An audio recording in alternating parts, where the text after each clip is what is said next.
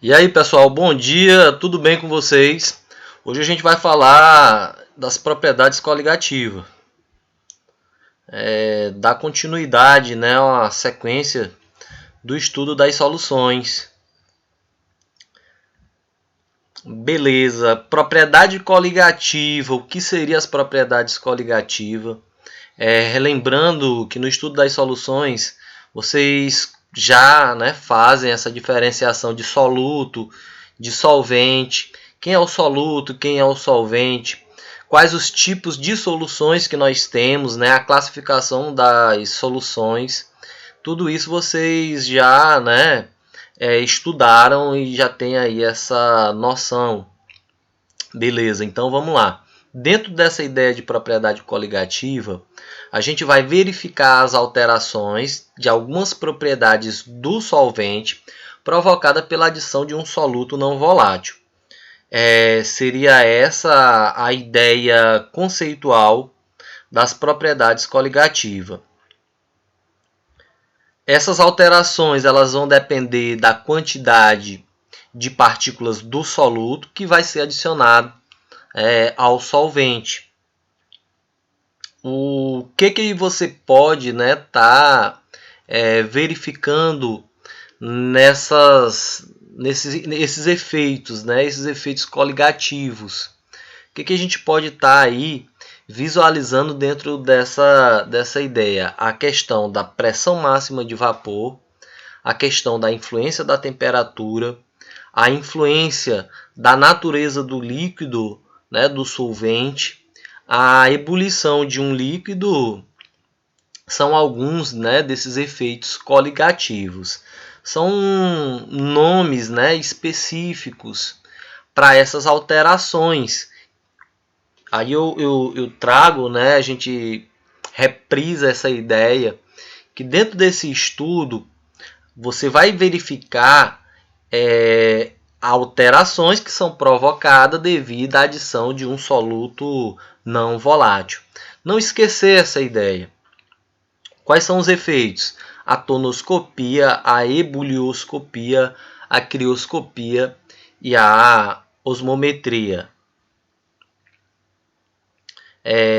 Propriedades coligativas, né, elas dependem da quantidade de moléculas de soluto disperso, né, na nossa solução. Então, esses efeitos eles vão ser acentuados de acordo com a quantidade, né, de soluto disperso na solução. Qual o primeiro efeito que nós vamos estar estudando? O abaixamento da pressão de vapor. Os solventes não voláteis eles reduzem a habilidade das moléculas da superfície do solvente de escaparem do líquido. Você vai ter que ter essa noção do que é a pressão de vapor, o que seria essa pressão de vapor, né? E tentar visualizar, principalmente no dia a dia, aonde a gente pode estar percebendo esse efeito. Consequentemente, a pressão vai ser reduzida. A quantidade da redução da pressão de vapor depende da quantidade de soluto. São aí algumas informações para que a gente possa melhorar o nosso entendimento desse primeiro efeito provocado pela adição do soluto não volátil, né, ao solvente. Eu coloquei aqui, pessoal, uma imagem para que a gente possa fazer a análise e tentar entender melhor essa ideia, esse efeito.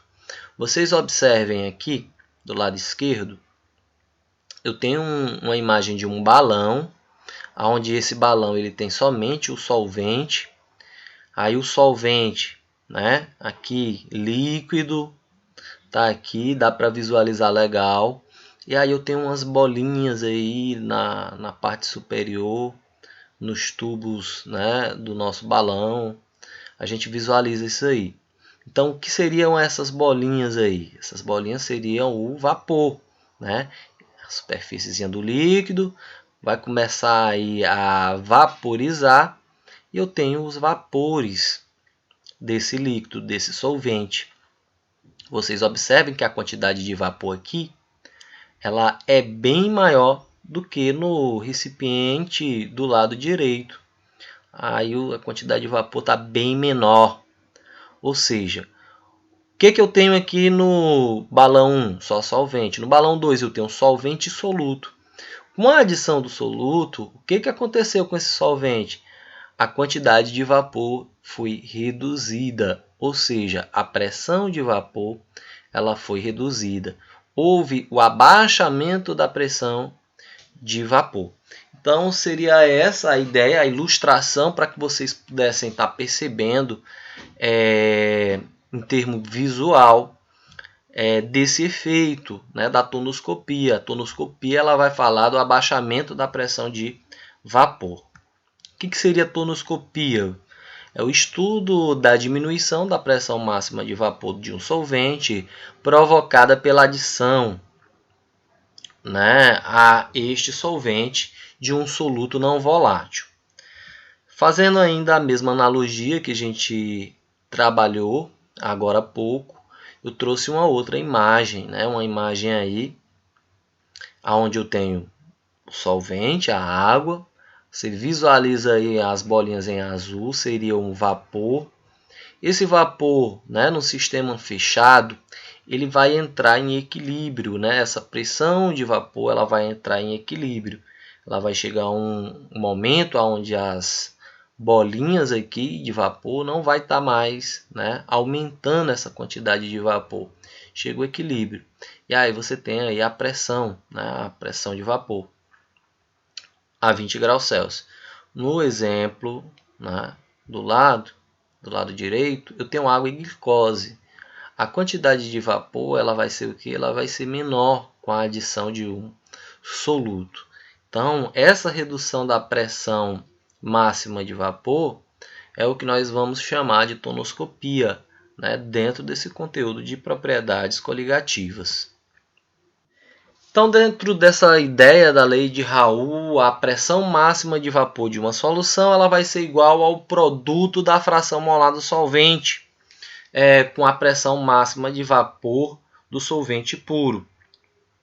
Né? A relação fica escrita da seguinte forma: pressão da solução ela é igual a fração molar do solvente vezes a pressão do solvente puro.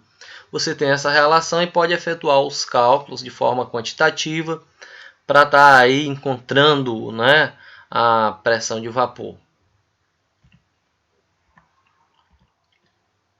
Vamos visualizar aqui no exemplo, né? Tentar visualizar no exemplo para facilitar.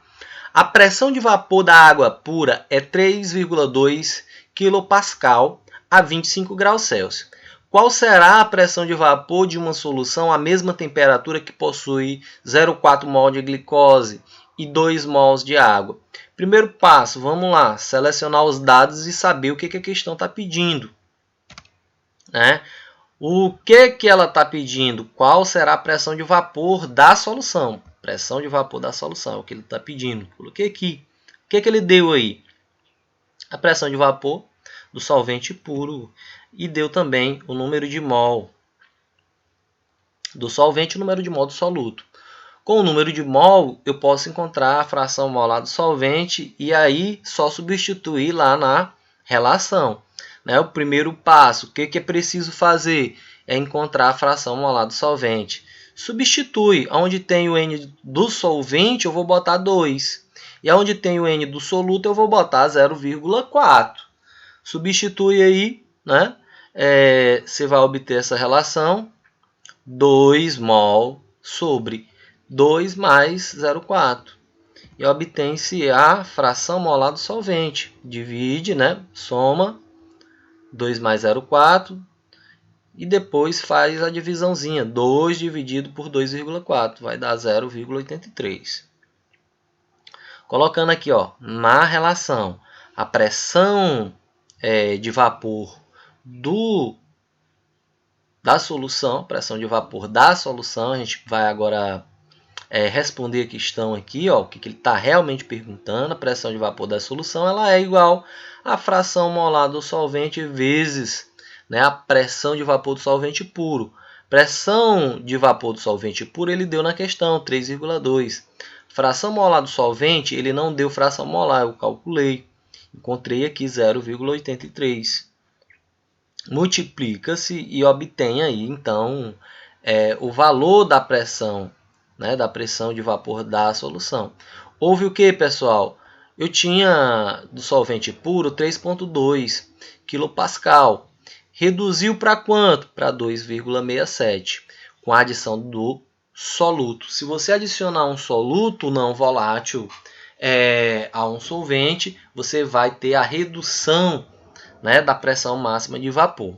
Então, de forma quantitativa, a gente verificou esse efeito, né, da tonoscopia. É bem importante aqui no estudo da tonoscopia a gente fazer a análise do gráfico, onde eu vou ter a função pressão e temperatura. Então eu vou ter essa função da temperatura versus a pressão e obter aí, né, as ideias relacionadas aí ao efeito tonoscópio. Eu tenho duas curvas, pessoal, aqui, ó. Uma é o líquido puro, em vermelho aqui, tá todo mundo visualizando direitinho, ó. Essa curva em vermelho, ela corresponde à pressão de vapor do líquido puro. A outra curva, verde, ela corresponde, né, ela é espelhada aí, ela corresponde ao vapor da solução. Ok, então, a solução é o que? O solvente mais o soluto. O que diferenciou aqui? A temperatura permanece a mesma, é constante. Eu vou analisar em função desse valor da temperatura e vou analisar a pressão. Observa-se que a pressão aqui, ó, P, corresponde à pressão da solução. Ela vai ter um valor menor, do que a pressão para a pressão de vapor do líquido puro, né? Ou seja, eu tenho o solvente, tá aqui o meu solvente, ele tem uma pressão de vapor. Você verificou o valor dela, né? E aí, quando se adiciona o soluto, ocorre a redução, ó, dessa pressão de vapor. Ou seja, a gente está visualizando o conceito da tonoscopia através do nosso gráfico. E aí algumas questões elas vêm para que você trabalhe essa ideia visualizando, analisando o gráfico. Ebulioscopia, ela corresponde ao aumento do ponto de ebulição de um líquido quando se acrescenta a ele um soluto não volátil. O que vai acontecer aqui na ebulioscopia? Eu vou aumentar a temperatura aí de ebulição com a adição de um soluto não volátil. Observa aí a panela 1 e a panela 2. A panela... Vamos pegar aqui a 2, né? A panela 2 só tem a água pura. Eu só tenho aqui a água pura. Aí o que acontece? Já está vaporizando. Vamos pegar uma temperatura 100 graus. 100 graus, a água pura ela começou a entrar em ebulição. Começou a ferver. Ok? A mesma temperatura... Se eu tenho água e sal, ela não vai estar aí entrando em ebulição. Para entrar em ebulição, ela vai precisar de uma temperatura mais elevada. Então, com a adição de um soluto não volátil, eu vou ter aí o aumento da temperatura de ebulição. Vamos estar visualizando agora aqui, né, nesse outro gráfico, o mesmo efeito da ebulioscopia. Você tem a água pura, aí a gente imagina que chegou aqui, pessoal, nessa temperatura é 100 graus. Aí ela vai entrar em ebulição, né? Entrou em ebulição, beleza? Essa aqui vai ser a temperatura de ebulição nesse ponto, nessa altura, 100 graus. Quando a gente vai para o correspondente à água mais o nosso soluto, que nesse exemplo é a glicose, eu não vou ter a temperatura de ebulição a 100, né? Eu vou ter a temperatura de ebulição bem aqui em cima, ó, acima de 100. Imaginamos aí 108. Então, eu vou ter essa altura, essa variação correspondente. Houve o quê? Houve-se um aumento dessa temperatura, da temperatura de ebulição, né? Do ponto de ebulição. O ponto de ebulição ele vai ser maior com a adição de um soluto não volátil. Esse efeito é denominado dentro das propriedades coligativas de ebulioscopia. É o estudo da elevação da temperatura de ebulição de um solvente provocado pela adição de um soluto não volátil. Ebulioscopia. Então eu vou ter o aumento, né, do ponto de ebulição. Pode ser calculado também aí, seguindo as ideias, né, de Raul. ΔTE é igual a constante ebulioscópica vezes W, onde W é a molaridade, para soluções moleculares. Eu vou ter aqui uma diferença, né, nesse cálculo, quando eu visualizo soluções moleculares e quando eu visualizo soluções iônicas. Né, para soluções iônicas, a equação ela vai acrescentar o fator de Van der Rohe, que é o I, né? O ΔE é a elevação da temperatura de ebulição, o K é constante ebulioscópica, W é a molaridade, né? A massa molecular do solvente sobre 1000. E aí nesse caso de soluções aquosas diluídas, vai ser igual a molaridade. Deixa eu ler aqui o exemplo aqui para vocês, para a gente visualizar essa ideia, né, de calcular, fazer o cálculo dentro desse contexto de ebulioscopia. Uma solução aquosa de glicose, ela apresenta concentração molal, né, molaridade, 0,5. Ele já deu aí a concentração molar. E ele pede para calcular a elevação da temperatura de ebulição da água, dado o quê? Dado o valor da constante ebulioscópica.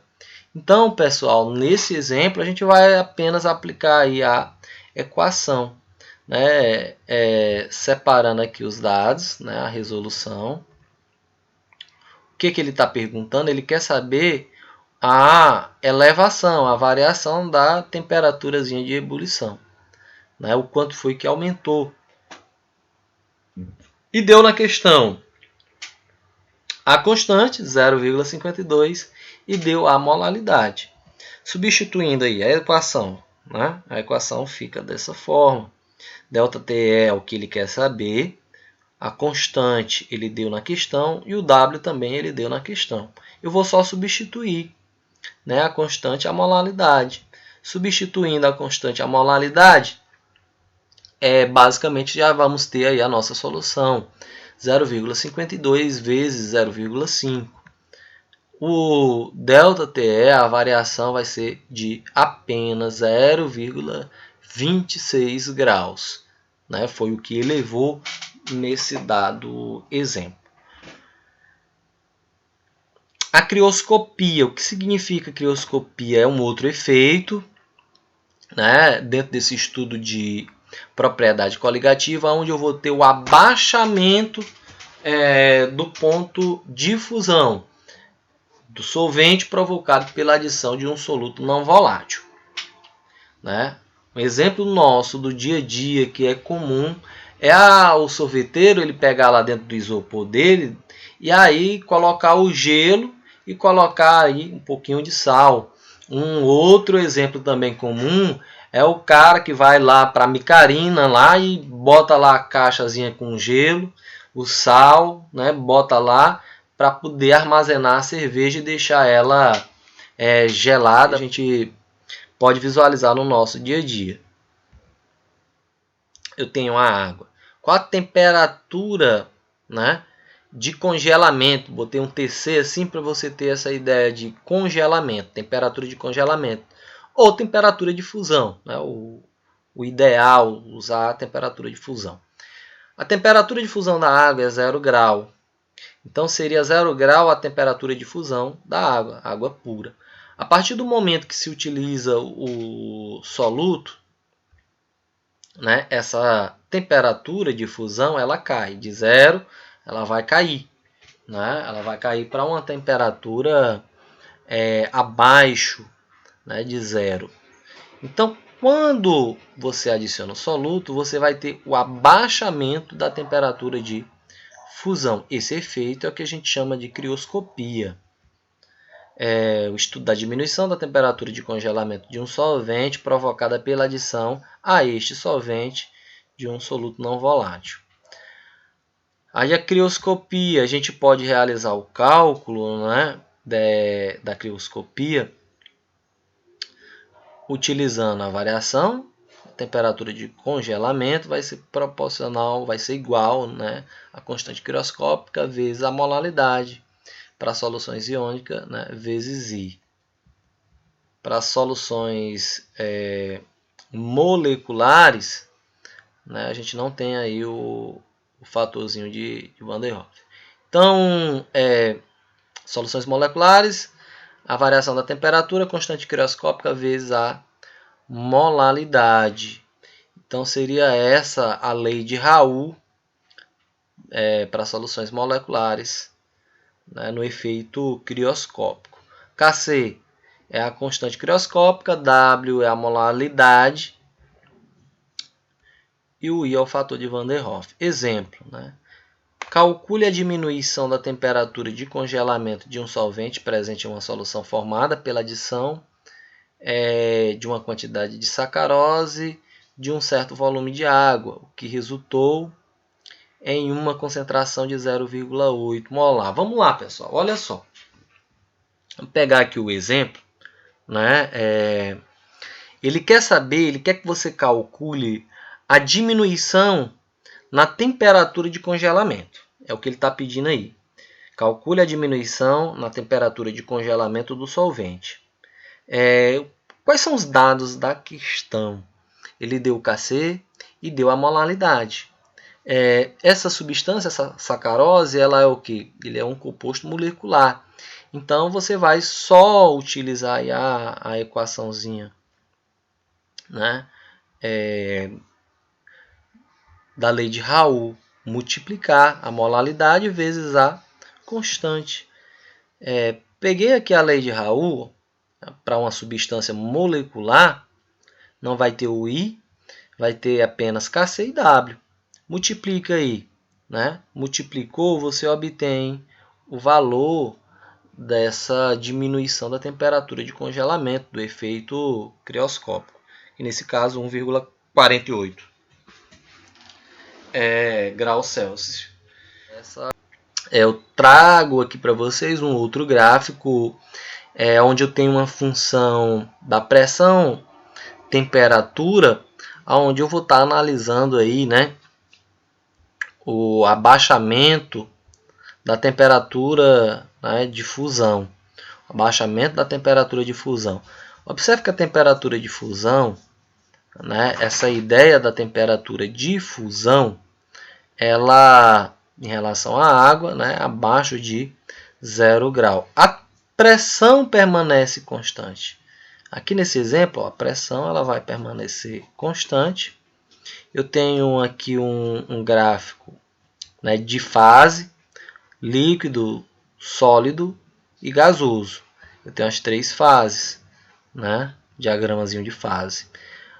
O estado líquido vai ficar nessa região, o estado sólido nessa região, o estado gasoso a partir desse ponto, desse lado da curva, né? Em verde, pessoal, em verde eu vou ter a solução. Vermelho eu vou ter, né, o líquido puro. Não, a ideia do líquido puro vai estar aí em vermelho. Solvente, né, o solvente puro vai estar em vermelho.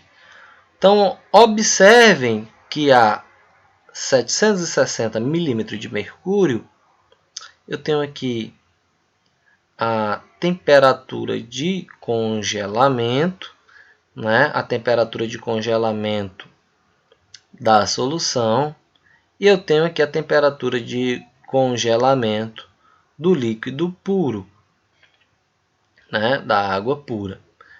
O que eu vou ter aqui? O que a gente tem aqui? Entrando aqui para a ideia do sólido, né, temperatura de fusão do sólido, a esse ponto, né, a essa temperatura, né, eu vou obter aqui o sólido. Para visualizar a temperatura da solução, a gente parte, né, nesse ponto aqui seria do líquido puro. Para a solução seria nesse ponto da retazinha verde, da curva verde, para a solução. Houve o que então? Houve uma redução da temperatura de congelamento. Ela vai ser menor. Analisando aí esse diagrama. A osmose, né? A osmose é um outro efeito. É um outro efeito dentro do estudo de propriedades coligativas. A osmometria. A gente vai ter como ponto de referência as membranas permeáveis, as membranas impermeáveis e a semipermeáveis, para estar fazendo essa analogia de como vai ocorrer aí a questão da osmose, um conteúdo bastante cobrado também na parte de biologia. É o estudo de que a osmometria? É o estudo do aumento da pressão externa que deve ser aplicada a uma solução mais concentrada para evitar a diluição por meio de uma membrana semipermeável. Quanto maior a quantidade de partícula, maior deverá ser a pressão osmótica. Eu tenho aqui a solução bem mais concentrada, né? Aí a pressãozinha vai ser medida através desse ponto. E a solução diluída, né, o solvente aí, a membrana semipermeável, vai haver um deslocamento da solução diluída para a solução mais concentrada. Pressão osmótica é a pressão que se deve ser aplicada a uma solução para não deixar o solvente atravessar a membrana semipermeável. Aí a gente relembra aqui, ó, no cálculozinho, eu vou lembrar aqui a equação dos gases. Pressão vezes o volume é igual a nRT. A gente lembra dessa ideia do cálculozinho, né, da equação geral dos gases. A pressão osmótica sejam duas soluções, A e B. Aí eu tenho a pressão A e pressão B. Aí eu vou diferenciar quando é que a solução é hipertônica, quando é isotônica, quando é hipotônica. Então a solução A, ela é hipertônica em relação à solução B. Quando, né, a pressão de A for maior que a pressão de B. Ela é hipotônica quando a pressão de A for menor que a pressão de B. É isotônica quando as pressões forem iguais. Quando as pressões forem iguais, é isotônica. A solução A é hipotônica. Ela é hipotônica se a pressão dela, da solução A, for menor que a B. Hipertônica quando a pressão de A for maior. Aí vai ser hipertônica. Então, pessoal, resumindo as 4 propriedades coligativas. A gente vai resumir as 4 propriedades coligativas aqui. Olha só. A primeira, pressão de vapor, tonoscopia. Segunda, temperatura de ebulição, ebulioscopia. A terceira, temperatura de congelamento, crioscopia. E a quarta, pressão osmótica, osmometria. São 4 propriedades coligativas. Eu vou ter um maior número de partículas de soluto, né? O efeito coligativo ele é maior, mais acentuado, quanto maior é o número de partículas do soluto. O que acontece? Quando eu aumento o número de partículas do soluto, a pressão de vapor ela diminui. A temperatura de ebulição ela aumenta, a temperatura de congelamento diminui e a pressão osmótica aumenta com o aumento do número de partículas de soluto. Resumidamente, eu não posso ver o teu estado tão carente por mim. Como assim, professor? O N é o número de partículas de soluto que está aumentando, né?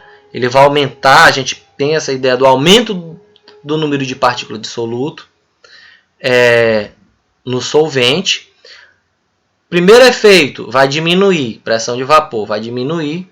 Segundo efeito, temperatura de ebulição, ela vai aumentar. O terceiro efeito aqui, né? O segundo efeito é a temperatura de ebulição. O terceiro é a crioscopia, temperatura de congelamento, diminui. E o último vai aumentar a pressão osmótica. O N, número de partícula. PV, pressão de vapor. TE, temperatura de ebulição. É o tão carente é TC, temperatura de congelamento. Por mim, né? O por é a pressão osmótica. Resumindo aí as 4 propriedades coligativas. Pessoal, eu espero que vocês tenham acompanhado, né? Façam a revisãozinha desse material e também, né, os exercícios para poder fixar melhor esse conteúdo. Valeu, galera, até a próxima!